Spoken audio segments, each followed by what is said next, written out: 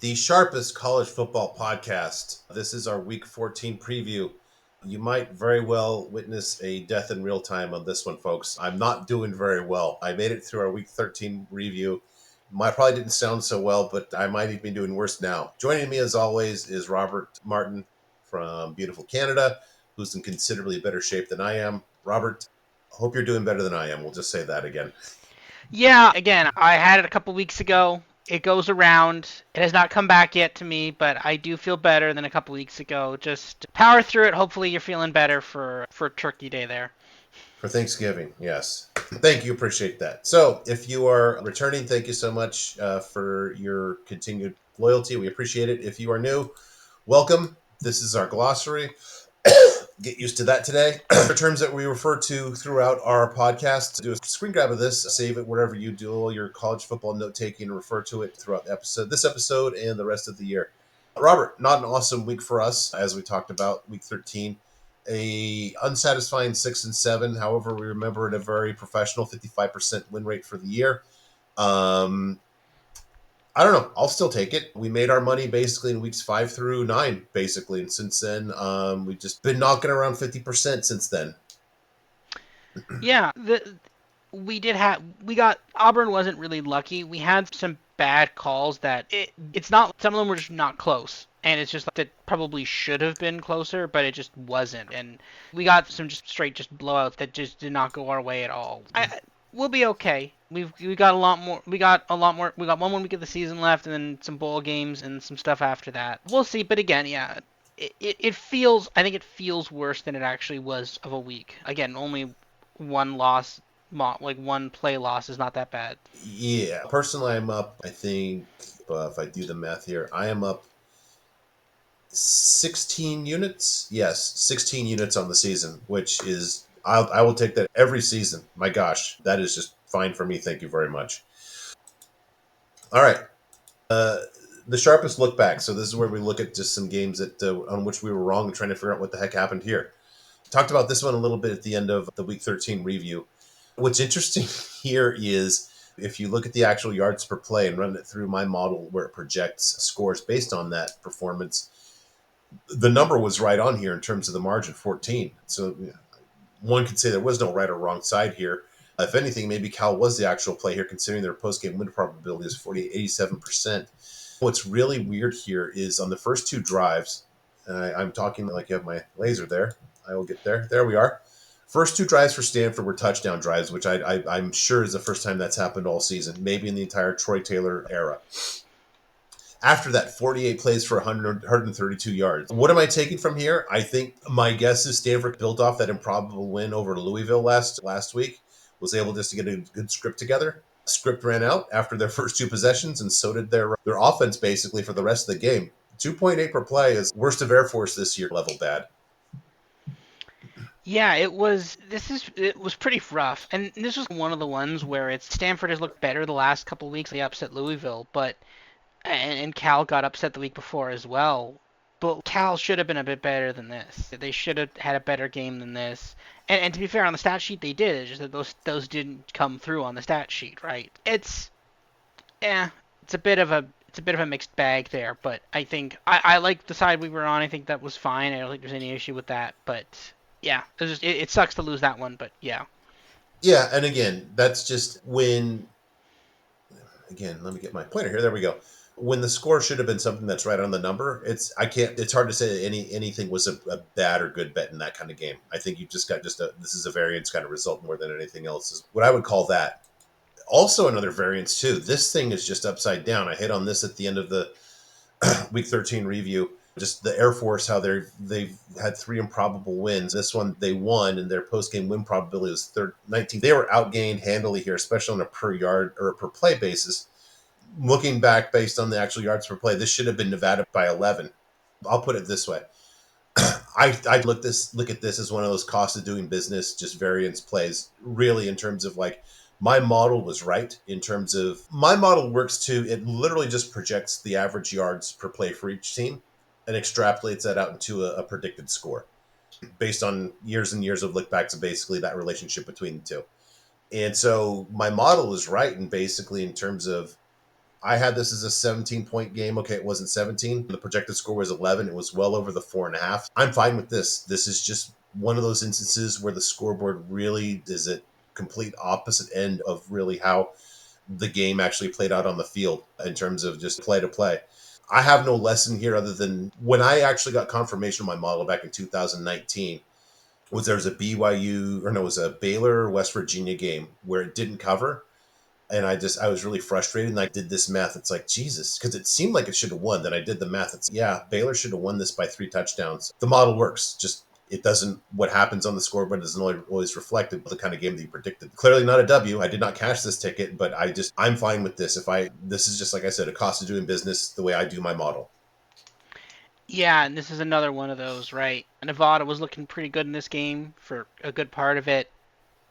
Didn't get the win, right? That's the thing. It sucks, but it's this is the thing, right? Sometimes you come out. I feel like we had a lot of these where it was like we just got the rough end of it, and this was one of them.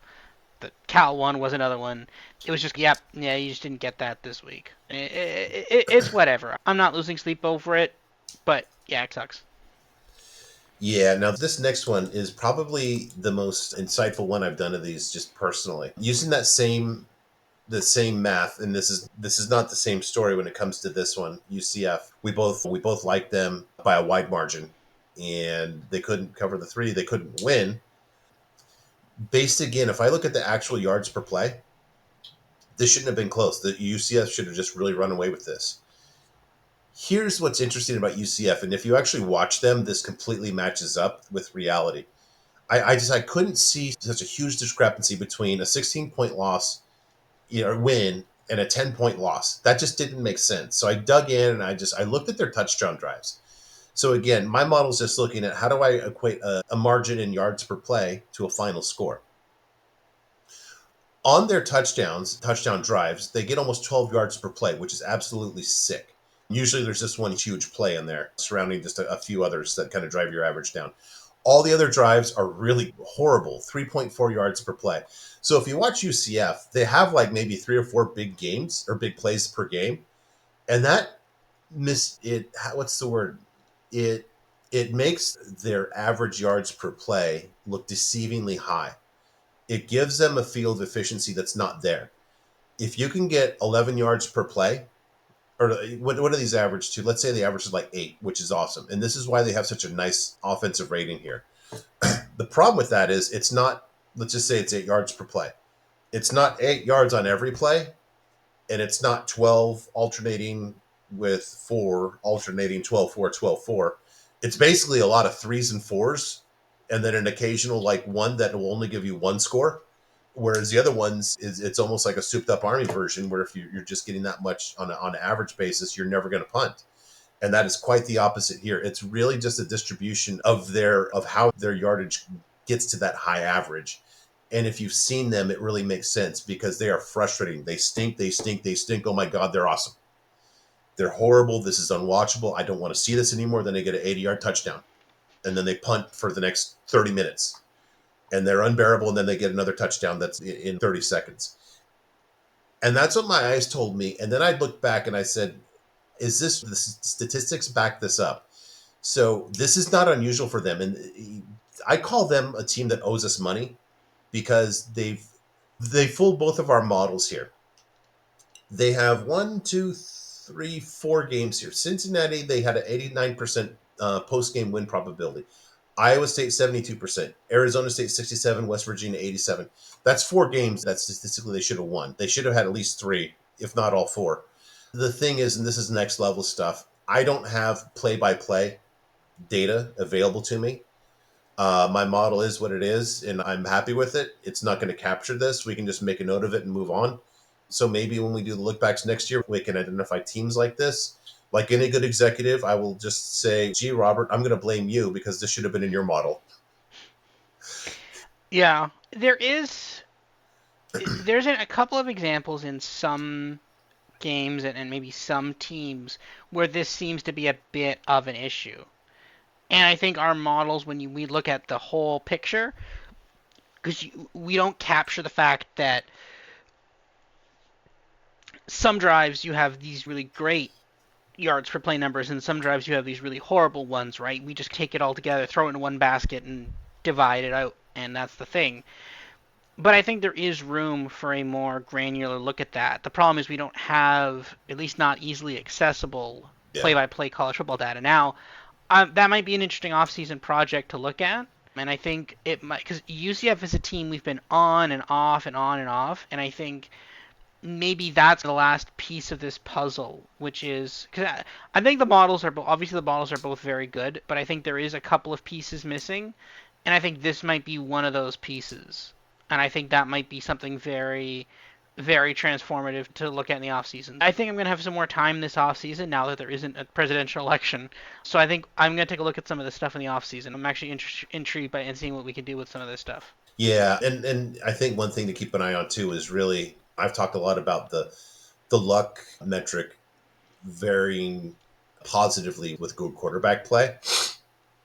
And I think good quarterback play really gives you that consistency in terms of a smaller distribution of your variances on offensive yards per play. And I think the inverse of that is you look at this and this is a horribly quarterback team and it's you really feast or famine. This is like the inverse of the bane of my existence right now, Kennesaw State, where they have no business scoring any points ever at all because they're so dismal. And they're winning the game. They're taking teams that they shouldn't even be within a score of to overtime.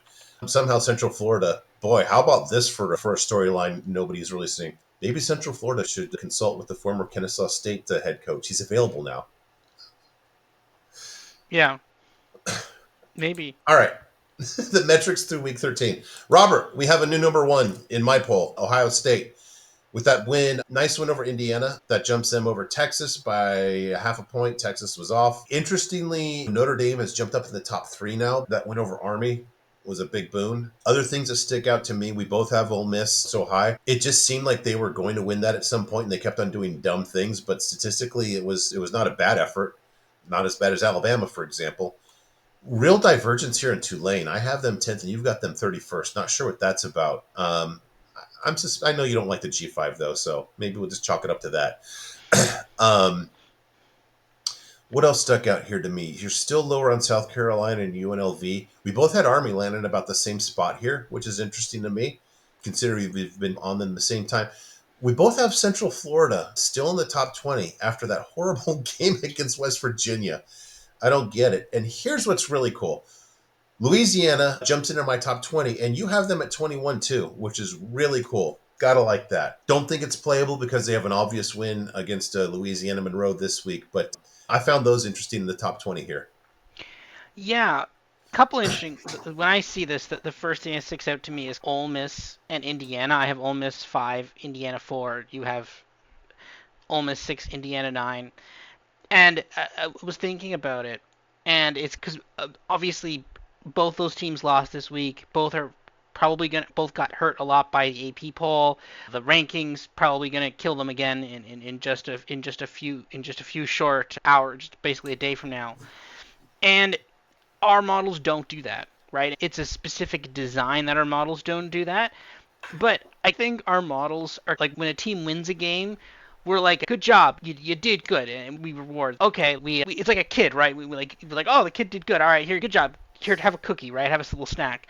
And then the flip side of that is when the kid screws up, kid makes a mistake, and the AP is like, be gone. I don't want to talk to you. Go time out for 6 hours. Our models are, it's okay. You'll get him next time. Don't worry, you'll be fine. You'll give him a pat on the back and be like, it's okay. You'll be fine. And it's funny because we probably should have a bit more punishment in there for losing games, but I like that we don't have that. And I like that that's something that our models have, right? Indiana losing to Ohio State by a couple of scores should be enough. 9, try about yours is probably closer to mine. Mine's still 4, right? My model just, nope, still one of the best teams, right? Because I think at this point there's such a long body of work on Indiana that it's keeping them there. Same as Ole Miss. Our models, Ole Miss loses to Florida, we just like, whatever. Florida's kind of good, and we just leave them where they are. I think the interesting one there is mine is on BYU. I think I like my ranking of BYU better than your ranking of BYU. Yeah. I like that, but I like your South Carolina and your UNLV probably more. So we'll trade that. You can have my BYU. I'll take your South Carolina and UNLV. But no, in a lot of these, there's a lot of agreement. I think my model also has my anti-Penn State bias too, which is cool. But yeah, this is going to be really interesting. I think there's a lot our models and the AP our model, your model, my model, and the AP slash thing. There is a lot of disagreement on those top 10-ish teams. And I think that this is where the playoff is going to be really fun. It's going to be decided in the trench there, and I think it's good. These are going to be some really good games. I'm excited for a lot of these games. I can't wait to see some of them when just a few weeks from now. Yeah, I just noticed that you actually have the potential SC or ACC title game participants at 6 and 7 too, which is interesting. You've got that really close. I don't have that so close, but as we know, we're both pulling for SMU to pull that out. Top 20 offenses, not a lot of movement here. What's really interesting is that from out of nowhere, remember Jalen Daniels was on the bum list for about a month here. Now all of a sudden we've got a top 14 offense. They have just been steamrolling people on that side of the ball. So good to see proof of concept there. I did not know that their offensive coordinator is Jeff Grimes, who was the Baylor offensive coordinator when they won the Big 12, and then suddenly he became not good and he got dispatched, but now he's landed at Kansas and it took him a while to figure it out. But good job by Grimes. That's a big jump up for a win over a team that actually had a top 20 defense in my rankings before last week. Kansas just embarrassed them. Yeah, it, Kansas. This is the downside to the way that the current 12-team playoff or whatever is set up as, right? Because it's completely designed to reward teams that have been good all year, but a team where Kansas, where they've gotten consistently better since, say, after the first couple weeks, they had a rough couple weeks and they've gotten better. It's designed to hurt those teams more, even though they still have a massive impact on the race by beating BYU and then beating Colorado. uh, they're done. They're not going to go to the playoff. But our model doesn't care about that, right? Our Yeah. model still says, yeah, you're still one of the best teams, whatever, right? Yeah, but boy, for how bad they were early in the season, that they should be DQ'd. They were just a really rough watch. The early, especially on offense, a really rough watch on offense. First half of the season. The top offensive team metrics, literally no new teams in here, nothing new here. I'm a little concerned about Notre Dame and this number 6 rushing offense. My UC Trojans have to play them. Not looking forward to that. San Jose State, just one other thing. Just I've been talking about this all season, but now the number 3 explosive offense in all of college football. Behind, geez, these kind of talented teams, that's something. It's a shame that they couldn't really keep it together against Boise a couple of weeks ago, but fun season for San Jose State. For the players, no new players on here. We've all seen these guys in the top 10s. Oh, no, I missed one here. Apologies. John Mateer, forgot to highlight you here. I will remind you, Robert, I pointed out his debut. He had a really rough debut. He had a really low apex, and I did not see it working out for him. They've got the offense together. Unfortunately, the defense has completely fallen apart. But nice to see that working out again for Mr. Arbuckle. Forget it, Ben Arbuckle, the offensive coordinator at Washington State. He did miracles with Cam Ward and turned him into a Heisman Trophy. Let's call him a ceremony invitee. I think that's fair to say. And he's just done a great job with John Mateer as well, somewhere between the Pac-12 and Mountain West Conference. Yeah. Also, was not familiar with this guy's name, but if you saw that crazy ending to the Rutgers Illinois game, yeah, the guy who caught that catch, now he jumped into the top 10 of my player Ryan, one of the 10 most explosive receivers. Did you see that play, Robert? Did not see it, but I was listening to it. I was driving at the time, so I Yeah. heard it. It was kind of crazy how it kind of seemed like the game was over, Rutgers was going to win, and then just a ridiculous catch. Yeah. Yeah, that should put the kibosh on ever trying to ice kickers. I think that I don't know how well that works, icing kickers. Clearly was the wrong decision there. All right, before I go to this next slide, just specific word out here. Isaiah, just hide your eyes for about a minute here. Oh, guess who jumped into the bum list this week? It just to make it just a perfect season for the Boilermakers. Hudson Card just from out of nowhere into the top 5 of the bum list. Welcome, Mr. Card. We had such high hopes for you when you came to play for Graham Harrell, who was let go, and his letting go has dropped you into the bum list. Welcome, you're in fine company with people like Braden Schrager and Braden Locke, apparently, who was not to blame for all the woes at Wisconsin, but it was Phil Longo's fault, as I pointed out earlier. But Hudson Card did not I didn't see this coming only because if it hadn't happened already for Mr. Card, I thought he was safe for the rest of the season. Yeah, I yeah, I agree with that. Again, it's yeah, this is a rough year for Purdue. Um, the thing is, We'll what keep else it do at you yeah. what else do you do? Do you sit him? I don't think there's even a purpose to doing that. Just ride it out at this point, right? Yeah, I don't know. And according to Isaiah, the answer to the athletic department is not to fire the coach, which stuns me, but I don't know. I don't make those decisions. All right. Top defenses. Not a new team this week because they've been in there before, but they just did it with such force. They were outside of the top 20 last week. With that huge showing against Alabama, Oklahoma jumps from outside the top 20 to number 10. Other than that, no movement. All these teams have been in here for really several weeks. Nothing really remarkable here. I just say at this point, I don't remember where BYU was earlier. It just, I guess they held, well, I don't know, 28 points isn't bad, but it doesn't seem like BYU lately has been performing to the level of number 8 defense in the country. Is that a fair statement? Yeah, I think so. I think there's a lot of some past games into there, and I don't. They're clearly not performing at that level anymore. And I think they will fall down a little bit. But again, they only have one game left, and then the bowl game, and then that's it now because they have a chance to get to the championship game for the Big 12. But I don't know if they're going to be able to or not. Yeah, Yeah, they need a lot of things to fall right for them for that to happen. All right, top defensive team metrics. Got to put an asterisk next to this one because if you're playing MAC teams, nobody in that conference really throws the ball with any kind of efficiency or effectiveness. So, congratulations, Miami. You're there by virtue of being a MAC team, a good MAC team, let's say defensively. But I don't know. I think I'd still rather have the Tulane pass defense in Miami. No offense to you fine folks in I believe it's in Oxford actually is where Miami of Ohio is. And on defense, run defense, Michigan jumps into the top 10 here. I just think that's a function of playing a really down and out Northwestern offense. I might remember I pointed out that, or no, that was, didn't they fire their offensive coordinator too? Or am I just mistaken here? Maybe not. in No, I'm confusing that with Utah. Utah gets the old Northwestern's offense has just been back to their kind of peak Northwestern, he says sarcastically, ways. Just bad Pat Fitzgerald offenses. So Michigan takes advantage of that to get to the top 10. A good rush defense, but not sure if they. Let's just say I want to see this number revisited after they play Ohio State this week. Is that a fair statement? That's pretty fair. We'll have to see. That is still a rivalry game.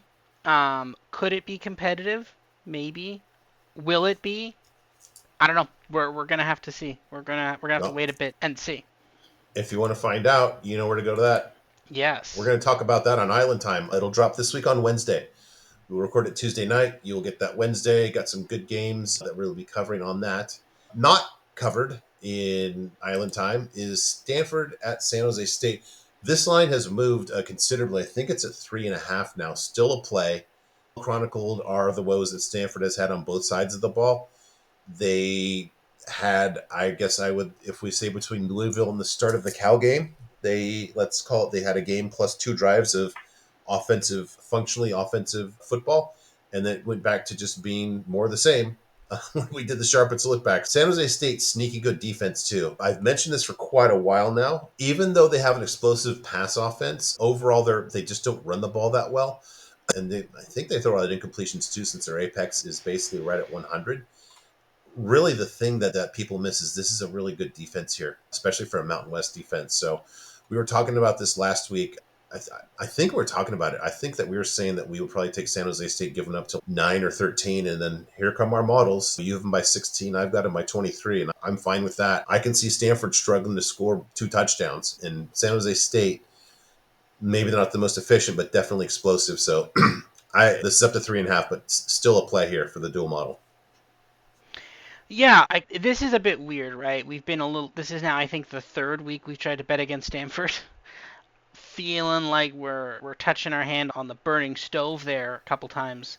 We're gonna keep doing it. We were right on North Carolina State over them. That wasn't even close. Yeah, that's true. Yes, but since then, Stanford has done things in the last couple of games. They almost upset Cal. Again, obviously post-game expectancy said we were right. And then they upset Louisville. I think San Jose State is better. They almost did upset UNLV there. They were very competitive in that game. It was just a late, I think, field goal. Or no, it was like they were battling back with a field goal, and then they got a touchdown, and then that kind of put out the cover and the win. But again, they were competitive with UNLV. It wasn't a non-competitive game with UNLV. They were very competitive with them. I don't hate the San Jose State play here. I think it's actually not a bad play. Agree. On the other hand, you know what kind of play I do hate? It would be this. I don't want to They play got that. us again. They got us again. Both our models. Thankfully for you, I did the sharpest look back. So I'm hip to you, Central Florida. I'm not going to try to outsmart the model, even though I think I've outsmarted it. So I've played this for just half a unit. A smaller But bet on this one, yeah. with severe reticence, we've covered the whole charade that is Central Florida on the scoreboard versus Central Florida play by play. I guess the other thing, though, is Utah's offense is as bad as the headlines, and probably even worse. And their defense is not as good as the headlines. I don't like giving 8, but I don't know. We talked a lot about these teams a lot recently, but sounds to you half a unit's about the play here. Yeah, I half unit. I think half unit play here. That's warranted. I think. Yeah, and if we lose here, I'm going to blame your model again for not having the granularity of the play-by-play data. All right. I like this one a lot better. I think that you've got some branding in this one, SEC versus ACC. Maybe the market's thinking, okay, Braum pulled off his annual upset already, but I don't know. Louisville's just flat out a better team. This isn't like beating Clemson. This Tyler Shuck has remained upright all season. Now, Louisville did lose to Stanford. Not sure how that they managed to make that happen. It's a dumb loss. They are better, literally at every aspect of this. You look at the metrics here. Much better passing. I'm not even close. Much better running. Not even close.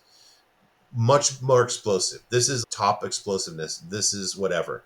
Um, have I mentioned who the offensive coordinator of Kentucky is, Robert, by the way, on this podcast? One Bush No. Hamden, our Yes. guy. Yeah. So he's working his magic there just to absolute perfection. Louisville is not the greatest pass defense, but guess who's worse? Somehow Kentucky. Better run defense here is Louisville. Just every single aspect here, basically. And these are unadjusted, but I've got Louisville the better team here. Once we adjust them for strength of schedule, okay, Kentucky is slightly better defense. Sure, I won't argue with that, but this is just a mismatch on the offensive side of the ball, which makes sense. You've got a defensive coordinator as the head coach and just a totally inept offensive coordinator. Mr. Hamden doing his magic there, and then you've got Jeff Braun and all that he brings to the offensive side of the table. I've got this a 12-point game. I was able to grab this before it got any closer, so I'm still there with a little bit of margin. And you've got this not even close. You've got Kentucky with only 2 scores here, but I like this one. This is a full unit play here for me. Yeah, I kind of like this one as well. I think Louisville did have a really weird game there against Cal. Oh, no, against Stanford. I think they were actually at Stanford, though, so they were on the road there. This is a lot closer to home. I don't think this is that big of a concern versus road games. So, yeah, I do like a Louisville play here. I'll take a Louisville play. All right. This next one was off the board today, and I don't know if it's just at certain unlicensed books in the state of California or all around. I'm not sure why. One little angle here is that Central Michigan head coach Jim McElwain did announce that he's retiring after this season. I don't know why that would take it off the board. To be honest, there's nobody in this game that's really worth enough to take it off the board if they're out with injury. Neither of these teams can really pass the ball, but at least Northern Illinois understood that they could give up on that a while ago and they just run the ball more. Central Michigan, they're running the ball pretty well as well, but although Northern Illinois is superior in that, about the same in terms of passing explosiveness. But here's the problem. This is a below average run defense here, and this is I'm going to say this until basically, I don't know. If I have one of the contributions to handicapping college football, it will be if you are this bad of a pass defense and you play in a conference like the MAC, you are unspeakably bad. So I think that Northern will probably have one of their better passing games of the season. You know, you've got below average kind of all over the place except for an elite Northern Illinois defense. Maybe my concern is that they can't score enough just because there's ineptitude on both sides, both offenses, but you've got a bad pass defense here that maybe opens the door up enough. for Northern. So we've got pretty close final scores here. We both have Central Michigan with a very common football total of 12 points in this one. I've got the Huskies with 30. You've got them with 33. Once this is back on the board, I definitely like this. These are two teams in different places. Really only concerned about if does this become too much of a rock fight somehow, although that seems not likely with Central Michigan's defense. But is there some kind of like one for coach as he's retiring element for the Chippewas here? Yeah, maybe. This one is a bit iffy. Yeah, I don't think Central Michigan's making a bowl game, so this would be your last shot here, right? I could see that element to it of the win one, go out a win, right? And this one is a little iffy for me because Northern Illinois is it's been pretty rough this year. I'm not gonna lie. You upset Notre Dame, Mm-hmm. but then you lose a bunch of other games you shouldn't have lost. Yeah, this is Um, another team that owes us money. I think that Notre Dame game just completely just warped my model. Even my boy Q Dog just he texted me, "You got to take it easy on Notre Dame guy or Northern Illinois. Just yeah, settle down." I can't override the model, but it's they've done a Central Florida on the model just with that one data point. yeah, that is such a weird data point in there, but no, I don't know. They'll try to win this game for coach, but I don't know if you can, right? But that being said, Northern Illinois has been just so mediocre since that game. So this might be a small, like half unit play for me. I think, and maybe a smaller unit play for me, rather than the full. But I still think a play. I think I still think a play.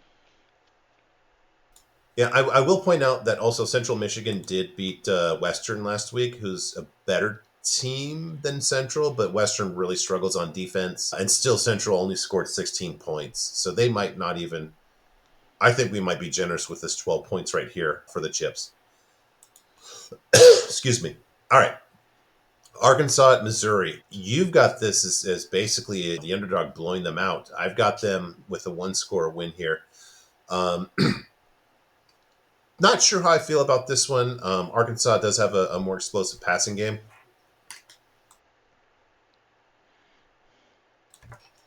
Sorry about that. Missouri, again, they've just not been as impressive as their one loss.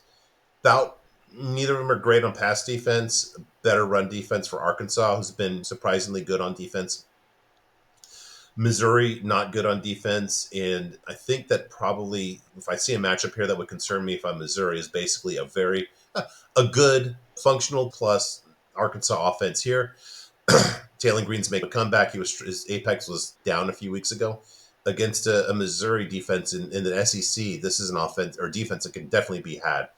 So your model sees that happening as well with 32 and 31. You're not really buying the Missouri offense at this point, which is interesting. Yeah, I think I like but don't love this one. Yeah, I don't hate it. I think Missouri is not that great. I don't hate Arkansas plus 3.5. That's not a bad bet there. I think it's not bad. So I will take the Arkansas plus 3.5. I do like it. I think Arkansas is a very competitive team. They were competitive. They beat Tennessee.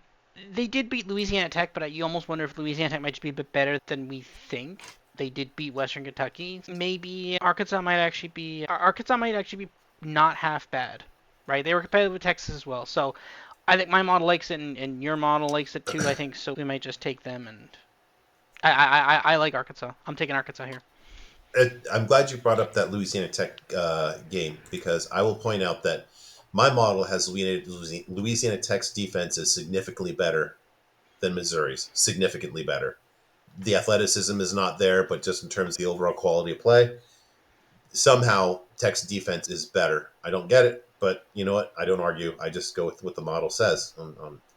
Except when it comes to Central Florida now, that we discounted a little bit. This is another team that's just been in and out here, but they've been on the plays a lot. James Madison. I don't know if I like this one because you've got that new quarterback at Marshall who's really turned their season around. I think Robert, if they win this, I think they take the Sun Belt East. Let me check my standings here for. Whoops, no, my standings for the Sun Belt. Give me 1 second here. So yeah, Marshall wins and they're in. Oh, ugh. Marshall wins, or I hate to say this out loud because they stink. or they just get in just with a Georgia Southern loss. Can't believe that's the second place team. Marshall has to win this, but my model has them losing. I hope they have Georgia Southern losing too. I don't want to have to deal with that guy winning the East here. James Madison, the models love their defense all year. I think they're still in the top 20 here. Not nearly as highly rated as we had them earlier in the year on defense here, but I guess if you just consider these offenses even, yeah, this makes sense that James Madison at home is going to outscore them. Really, I don't know if I see them Marshall being held down to this little with the quarterback who's really turned around their season. He's just way better. I think, yeah, don't remember his name now, but I do remember earlier in the season that the Marshall quarterback before this guy was actually on the bum list for a few weeks. So I'm not going to argue with the model here, but this seems like about a half a unit play as well, just given how Marshall seems to be exceeding what's in their earlier season priors, if you will. Yeah, I Marshall has been doing a bit better, but I it's weird. JMU lost to App State last week, and App State is not good. That is a little concerning. But at the same point in time, JMU has been pretty good, right? Our models did not like James Madison last week. We did not touch them, I don't think. We did not bet on them last week against App State. I in our models, like when we like JMU, there's usually a good reason our models like JMU. I like the JMU play here. We're taking them again. Yeah, and when they've covered, it's usually, or when they fail to cover for us, it's usually been against bigger numbers too, like covering or winning by 14 when the number's like 18, for example. So good point on that. Texas at Texas A&M. I'll just say this: I don't have this as close. Okay, I've got your model backwards here, or I've got my model backwards here. Pardon me, Okay. folks. Yeah, this is 27-16 in terms of Texas. I talked about this quite a bit I was on the Four Horsemen podcast, and we talked about a few games. This is one of them. I think I'll just start here with this. Texas has been the top defense for basically all season since my metrics have come out. Just an absolutely elite defense here. Marcel Reed was really hot and cold at Auburn. Now he's at home right now. Maybe it'll be easier at home. I don't know. I do know that Auburn's defense is nowhere near as good as this Texas defense here. I do think he's going to have some freshman moments here. I do a really athletic defense like Texas here to deal better with the athleticism that Reed brings than other teams that he's had his way with. On the other side of it, what I like towards the under is also this number here. I hit on it towards the end of the week 13 review. The Quinn Ewers that is playing now, if he plays at all, is nowhere near the guy that we saw before that oblique injury. If you didn't catch the review, before the injury, his apex was, I think, 131. And post that injury, since coming back, he's at an 88, which is, I don't know, that basically got Miller Moss benched at USC at a program that's not having as much success as Texas.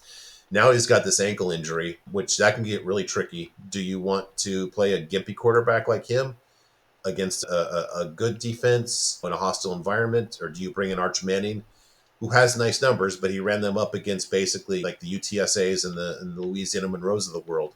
Not only do I just like the metrics pointing to this, but all the kind of auxiliary non-predictive stats and what my eyeballs and off the field stuff also just makes me feel really good about this. So love the under here. I wouldn't be surprised by if this one comes down significantly from the 49. This should be a dual model both ways, right? This should be a dual model under and a dual model spread play, right? Not quite, Oh, not because I've got 13. I've got Texas by 13. Oh, you know what? yeah. I That's thought I had my eye on that. I'll have to check that. oh, it's very Is it okay. is it still 5.5? Let me check. You know Uh, what? Now you got me. Excuse it. Excel's going to pop up here. it is still 5.5. It's still 5.5. Yes. Okay, let me make sure I got that score. Texas A&M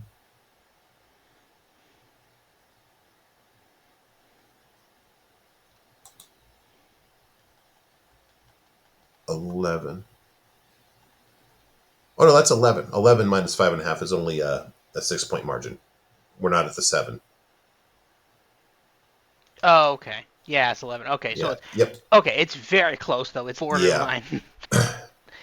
the thing is, it's interesting, I right? got this Because backwards too. Jesus, folks, yeah, I don't know. I'm sick, yeah, as you can tell, no, it's okay. and You had said Texas it is favored was by 5.5.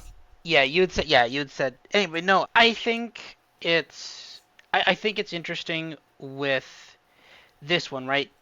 A week ago, we were talking about Texas A&M. If you beat Texas, then all of a sudden you're in the SEC championship game. Like you could be winning the SEC championship. Now And then what happened, Texas, Robert?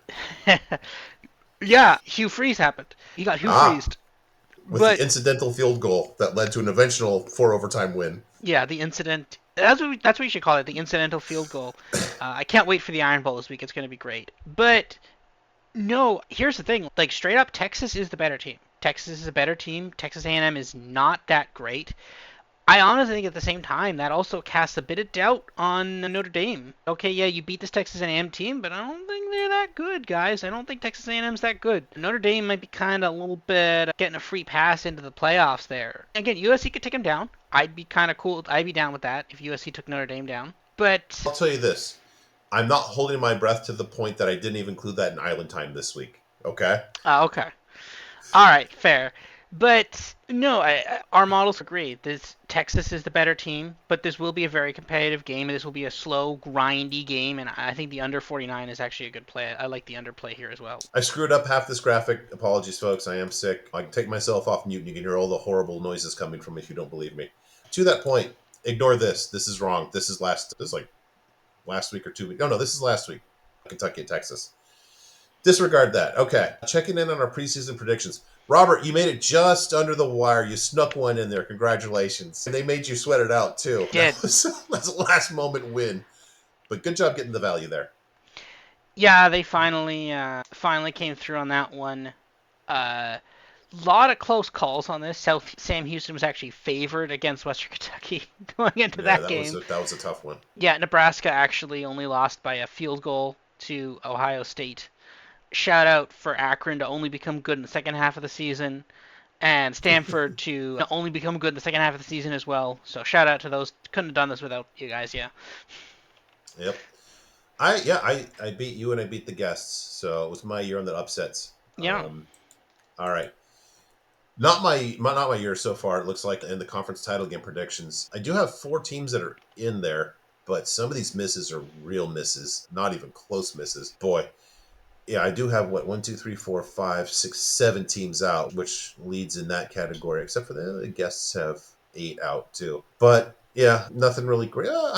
We deserve credit for SMU. That was a great call by us, since that we were on an island, and I had them as the best team coming in too, which I had some trepidation about. But I don't know.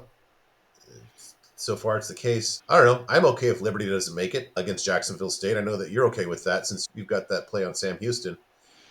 Yeah. um, Is it so? A and couple. Yeah. A couple other. yeah, Yeah. Oh, couple other ones. I think Georgia has clinched the title berth. I think. you're right. Yeah, I did. I only caught that today after I had made this graphic. That's okay. Still counts as And I don't. you get that Can too. Yeah. Tennessee make it? I gave up on the whole SEC. I feel like they can't. I don't.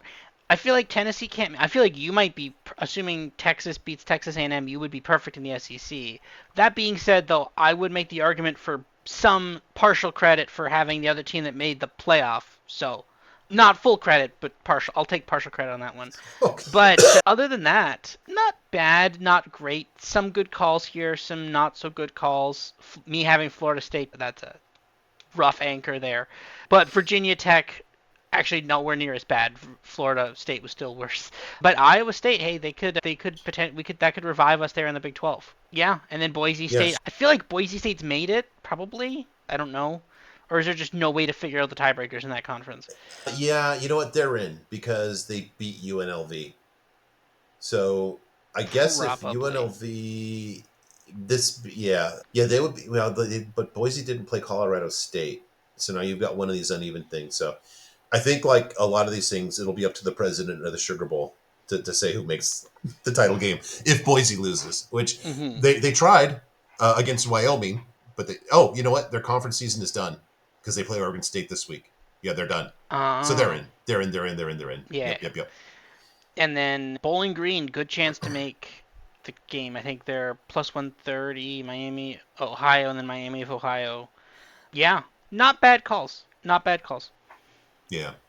And just forgot to mention, it's that time of the year, not as many plays, quicker preview because of that, but it makes sense. It's not like week 5 when there's literally 20, 25 plays. Is why we made our money in weeks 5 to 9. What's left here is just the leftovers at this point. This is a Sunday after Thanksgiving, if you will. There's just a few pieces of turkey left and not really the good parts. And I don't know if I want to throw them in a sandwich or just throw them out at this point. But the model says eat them, so I'll eat them. Right? Yep. No, of course, right? Yeah. Thank you, everybody, for dealing with my horrible voice. Check us out in 24 hours from now. Hopefully, I will be considerably better. We'll be doing Island Time with Step on a Duck, going over, I think, got 6 games lined up for that. Thank you, college football, for being an awesome sport. Robert, I will talk to you in 24 hours. And as always, thank you so much, everyone, for listening and viewing. We appreciate it. And we will see you in a day. Until then, bye bye. See you, everybody.